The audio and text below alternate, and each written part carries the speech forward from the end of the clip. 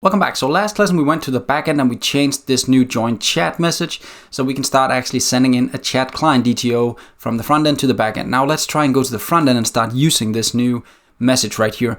Now in the front end, you'll remember that we started in the chat component and we had this nickname. So whenever you log in like this, when you put in a nickname and press send, you actually end up hitting this click event right here. Now this click event will send to the service send nickname right here. Now I'm going to change a few things here. First of all, I don't want to send nickname anymore. I actually want to call it join server. So let's just refactor this guy and rename him join chat like this.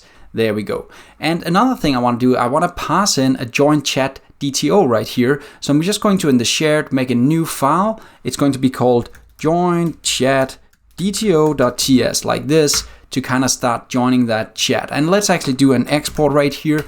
We'll do an interface. We'll call it join chat DTO, and we'll pass in two things that I need for now, which is the ID and the nickname.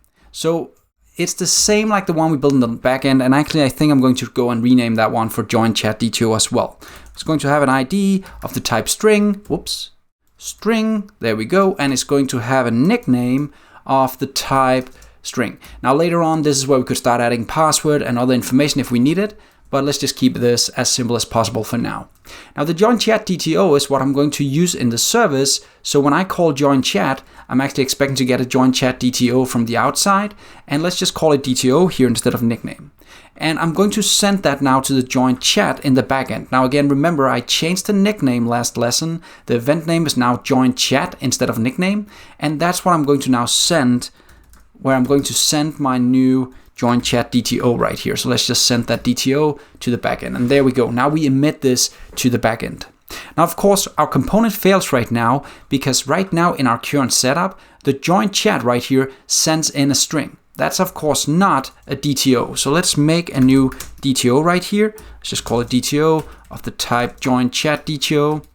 There we go. Join chat DTO is going to be equal. Let's put in some curly brackets. It's going to have a nickname and nothing else. And we'll pass in that nickname from the value just like before. And then we'll send in the DTO right here to the join chat. Now, there's a small issue right here. If you notice, if I mouse over, the ID property is missing. It's required right now.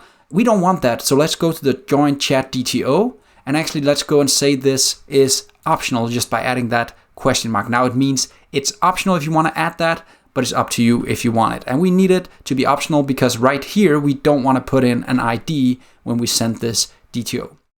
Now there's an error in here. If we go up, you'll notice there's actually another place where we're saying if there's already a DTO available, you should actually just send that. And notice right now we're just sending the nickname. But the cool thing is now we can actually send the entire DTO directly to the backend.